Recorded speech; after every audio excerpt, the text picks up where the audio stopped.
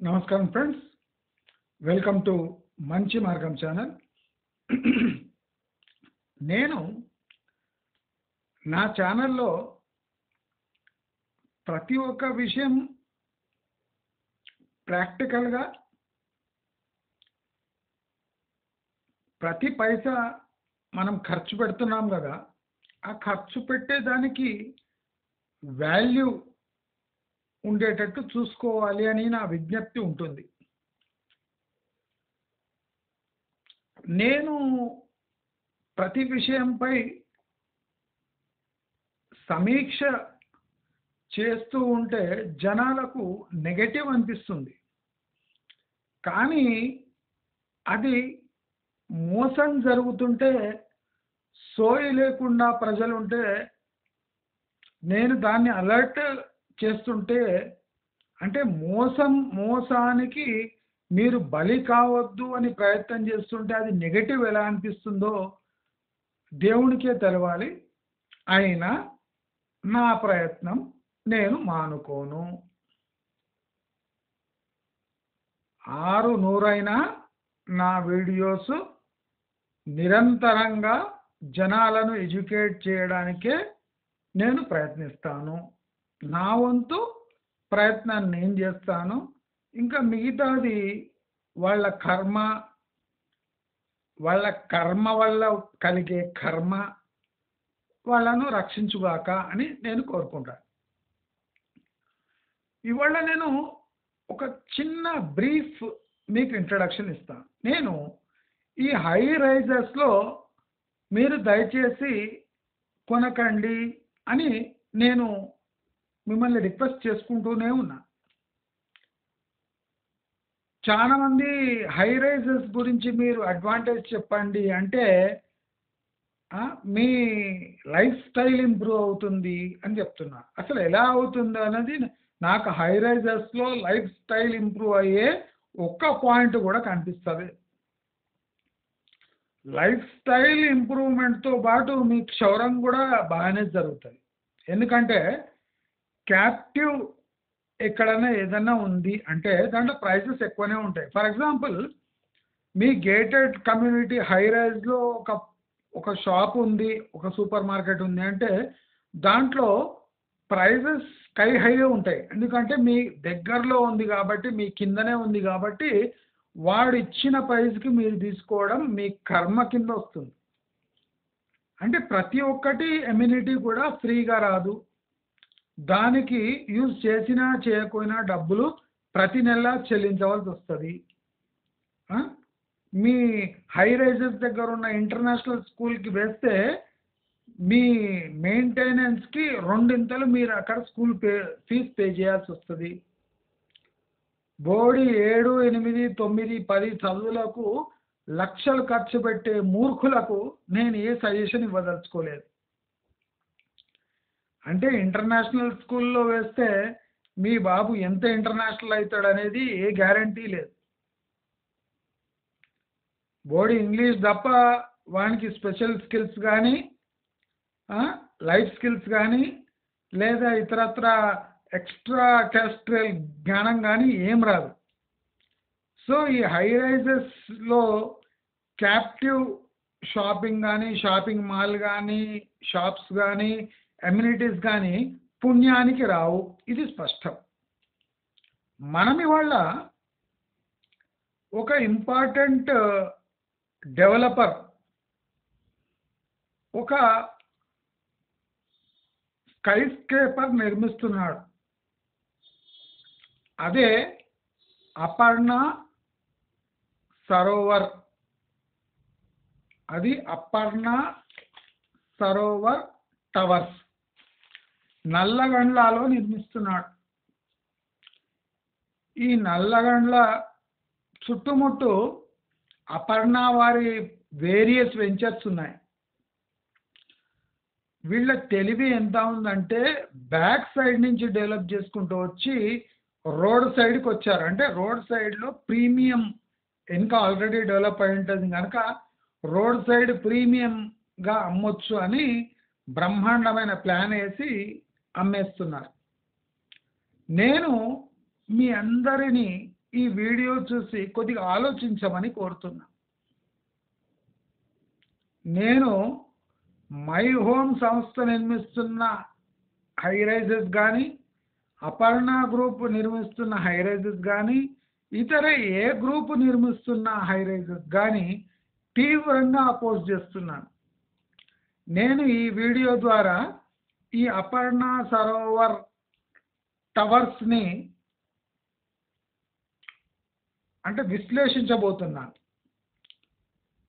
ఈ Aparna Sarovar towers 3 towers నల్లగండ్లలో 3 towers total 5.2 ఎకర్స్లో ఈ వెంచర్ డెవలప్ చేస్తున్నాను. ఇప్పుడు నా దగ్గర ఫిగర్స్ ఉన్నాయి, మీరు నోట్ చేసుకోండి.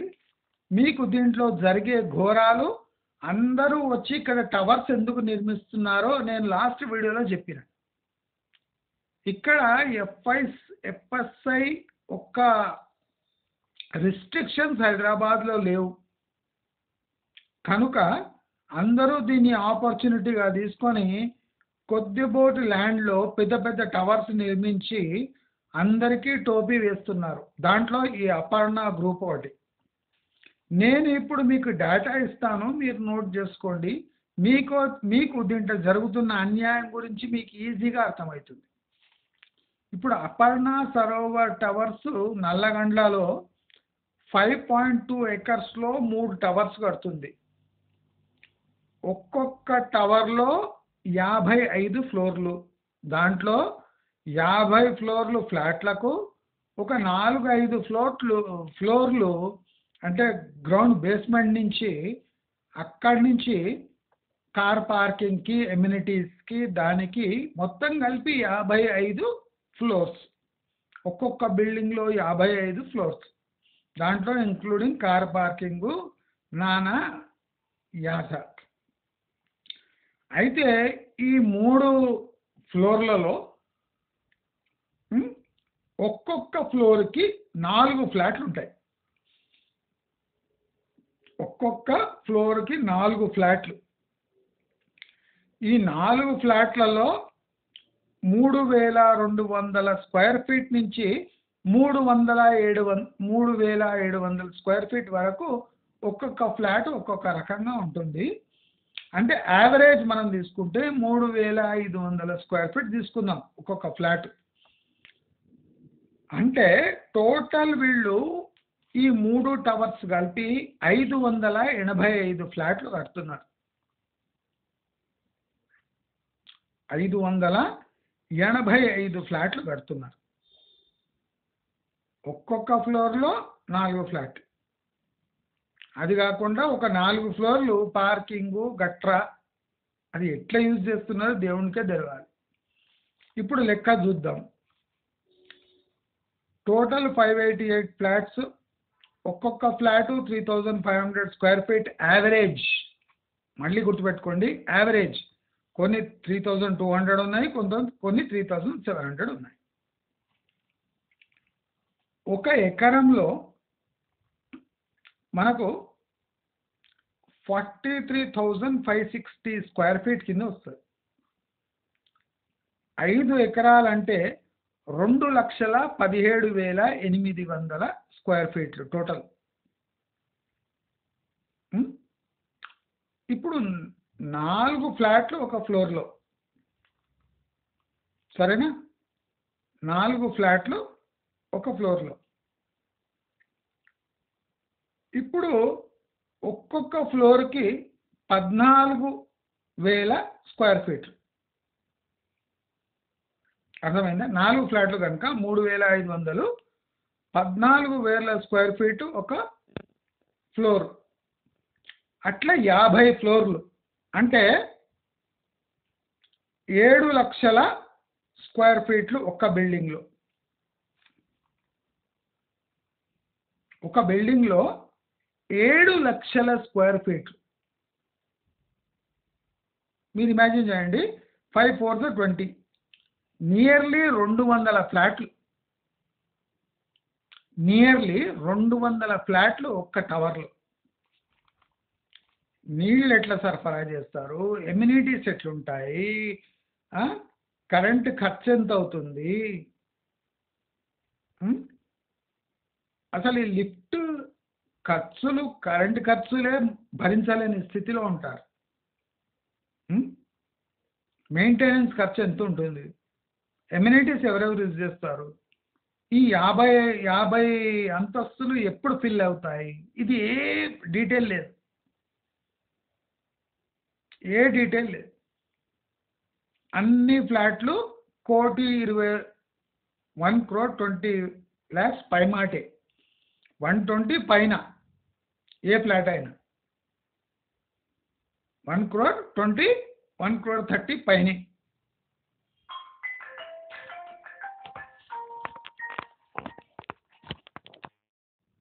ప్రతి ఫ్లాటు 130 పై మాటే అంటే ఎక్కడ రకన్నా పోవచ్చు.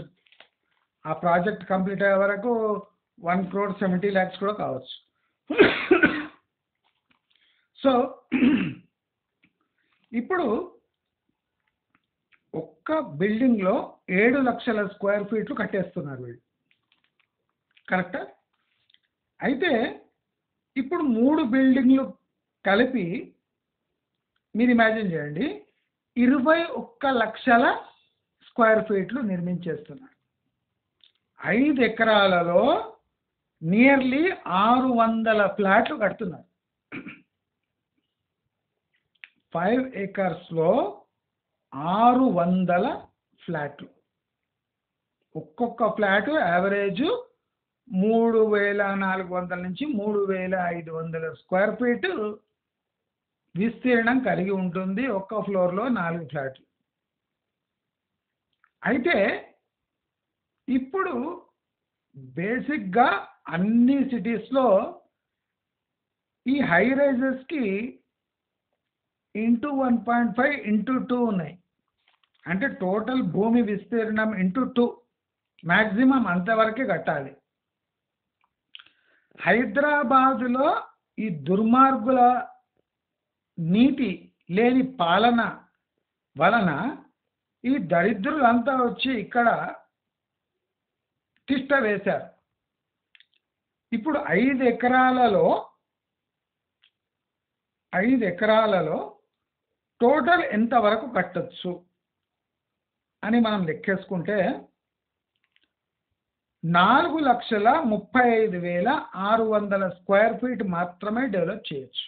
అంటే ఒక టవర్కి, అంటే ఒక టవర్ కూడా కాదు, అంటే ఒక 40 అంతస్తులు కట్టే సౌలభ్యం ఉంది ఒకటే టవర్. కానీ దరిద్రులు దాంట్లో 3 టవర్లు నిర్మిస్తున్నారు 5 ఎకరాలలో. 3 టవర్లలో 600 ఫ్లాట్లు నియర్లీ విత్ ఎమ్యూనిటీస్. మీరు చూడండి ఎంత దారుణంగా ఉంటుందో. 600 ఫ్లాట్లకు కార్ పార్కింగ్ అంటే 1,200 కార్లు పట్టే పార్కింగ్ నిర్మిస్తున్నారు మన దీంట్లోనే. అది కాకుండా ఎమ్యూనిటీస్ కూడా.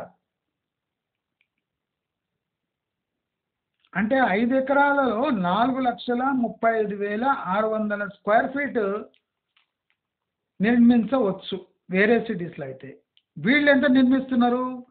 21 లక్షల స్క్వేర్ ఫీట్. 4,35,000 స్క్వేర్ ఫీట్ ఎక్కడ, 21 లక్షల స్క్వేర్ ఫీట్ ఎక్కడ? ఈ 600 ఫ్లాట్లకు యూడిఎస్ ఎంత వస్తుండొచ్చు మీరు లెక్కేసుకోండి. అంటే వీళ్ళు ఒక్క టవర్ బదులు 3 టవర్లు కడుతున్నారు. అంటే 400 ఫ్లాట్లు దాంట్లో ఇరికిస్తున్నారు. 400 flats extra in the same space.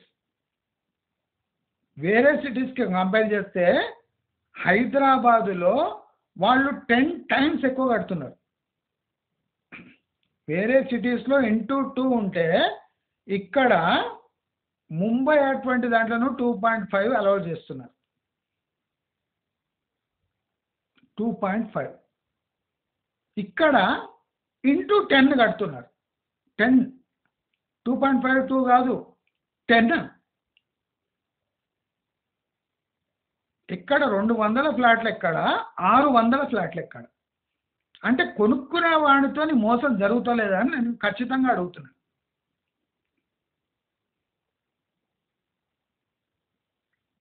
మీరు ఫ్లాట్ కొంటే మీకు 200 ఫ్లాట్ కట్టే ప్లేసులో 600 ఫ్లాట్లు ఇరికిచ్చి దాన్ని ప్రీమియం లగ్జరీ హౌసింగ్ అని పేరు పెట్టి ఈ అపర్ణ గ్రూప్ వాళ్ళు మోసం చేస్తలేరా అని అడుగుతున్నా. అసలు గవర్నమెంట్ ఏం చేస్తుంది అని అడుగుతున్నా. అసలు గవర్నమెంట్ ఒక పాలసీ ఉండాలి కదా, హై రైజెస్ పాలసీ అని ఉండాలి కదా. వాటర్ ఎట్లా ప్రొవైడ్ చేస్తారు? 600 ఫ్లాట్లు, అదే హై రైజెస్ 50 అంతస్తులు. వాటర్ ప్రైసెస్ వస్తే ఈ ఈ ల్యాండ్ ప్రైసెస్ అంటే ఈ ఫ్లాట్ గతి ఏం కావాలి? 50 అంతస్తుల పైన నీళ్లు ఎలా వెళ్ళాలి? వాటర్ రిసోర్సెస్ ఏమున్నాయి? వాటర్ అవైలబిలిటీ ఎట్లుంది? అది కాకుండా ఇప్పుడు ఆ నల్లగండ్ల ఏరియాలో పక్కకు అన్నీ ఆల్రెడీ అపర్ణ వాళ్ళవే అన్నీ హై రైజెస్. అంటే చుట్టుముట్టు కాలనీ లేదు, అన్నీ హై రైజెస్. సో పక్కకు హై రైజు, ముందర హై రైజు, వెనక హై రైజు. ఒకటే విడిచిపెట్టిందంటే కింద హై రైజు పైన హై రైజ్ కట్టలేరు కనుక అక్కడ విడిచిపెట్టేసాను, లేకపోతే అక్కడ కూడా హై రైజెస్ కట్టేసేవాళ్ళు. అంటే మీరు ఇమాజిన్ చేయండి, ఈ అపర్ణ సరోవర్ టవర్స్లో 50 అంతస్తులు ఎందుకు కడుతున్నారు? పర్మిషన్ ఎలా లభించింది? అసలు అంటే న్యాచురల్ రిసోర్సెస్పై ప్రెషర్ పడతలేదా అని అడుగుతున్నారు. ఇది ఒక స్మాల్ ఎగ్జాంపుల్ ఇస్తున్నారు. 4 లక్షల చిల్లర స్క్వేర్ ఫీట్ కట్టుకోవాల్సిన స్థలంలో 21 లక్షల స్క్వేర్ ఫీట్లు కట్టిండు. మై హోమ్ వాళ్ళంతే, వీళ్ళంతే, ఇంకా అందరు హై రైజ్ డెవలపర్స్ అంతా ఈ ఆపర్చునిటీని, ఈ ఫ్లాని వాళ్ళు ఫుల్గా యూజ్ చేసుకొని ఇంత మోసానికి పాల్పడు. దయచేసి ఇటువంటి హై రైజెస్లో మీరు ఇన్వెస్ట్మెంట్ పెట్టడానికి పోకండి. 21 lakh square feets, 21 lakh minus 4.5 తీసేయండి, ఎంత అవుతుంది? అంటే 16 లక్షల పైచిలుకు స్క్వేర్ ఫీట్ని ఎక్స్ట్రా ఈ భూమిలో దూరుస్తున్నారు. 16 lakh స్క్వేర్ ఫీట్ ఎక్స్ట్రా కట్టేస్తున్నారు సేమ్ స్పేస్లో. ఇది మోసం కాదా? మనకు అంటుకున్న దరిద్రం కాదా అని అడుగుతున్నా. 5 ఎకరాలలో 600 ఫ్లాట్లు విత్ 1200 కార్ల పార్కింగు 5 ఎకరాలలో. వాళ్ళే హై రైజెస్ కట్టి వాళ్ళే దాన్ని సెంటర్ ఆఫ్ ది సిటీ అంటే అన్ని రిసోర్సెస్ ఉన్న ఏరియాగా వాళ్ళే డిక్లేర్ చేసుకుంటున్నారు. అక్కడ ఏం దొరకదు, నల్లగండ్లలో దొరికినా మొత్తం క్షోరమే. దయచేసి ప్రతి ఒక్క వ్యూవరు ఈ వీడియోని షేర్ చేయండి. ఇప్పుడు కట్టే హై రైజెస్ అంతా పచ్చి మోసమే. దయచేసి ఈ విషయం గమనించి మీరు ఇట్లాంటి హై రైజెస్ జోలికి పోకండి. మీకు యూడిఎస్ ఏ 4-5 గజాలు దొరుకుతుంది. మీకు మ్యాక్సిమం 12 గజాలు దొరుకుతుంది. ఈ 12, 15 గజాలు, 20 గజాలు తీసుకొని మీరు యూడిఎస్ ఏం చేస్తారు? 12 గజాలు, 15 గజాలు, కొన్ని చోట్లయితే 8 గజాలు యూడిఎస్. ఫ్లాట్ వాల్యూ ఏమో 1,500,000 మినిమం 1,500,000. మీకు యూడిఎస్ దొరికేదేమో 8, 10, 12, 15. అంటే మీకు యూడిఎస్ అసలు ఉందా అని అడుగుతున్నా. ఈ హై రైజెస్లో యూడిఎస్ అనే కాన్సెప్ట్ ఉందా? మరి ఏముందని ఇక్కడ హై రైజ్ కడుతున్నారు? ఇవన్నీ అందరూ దయచేసి ఆలోచించండి, డిస్కస్ చేయండి, డిబేట్ చేయండి. ఇలాంటి ప్రాజెక్ట్స్లో ఇన్వెస్ట్ చేయడానికి పోకండి. ఇది నా మంచి మార్గం, ఒక సిన్సియర్ అడ్వైస్. 4.5 లక్షల స్క్వేర్ ఫీట్లు కట్టే దాంట్లో వీళ్ళు 21 లక్షల స్క్వేర్ ఫీట్లు కట్టేసి జనాలకు పంగనామం పెడుతున్నారు. దయచేసి ఇది గమనించి ఇట్లాంటి ప్రాజెక్ట్స్ అవాయిడ్ చేస్తారని కోరుతూ, మీకు నా వీడియోస్ నచ్చినట్టయితే లైక్, షేర్, సబ్స్క్రైబ్ చేసుకుంటారని కోరుకుంటూ నమస్కారం.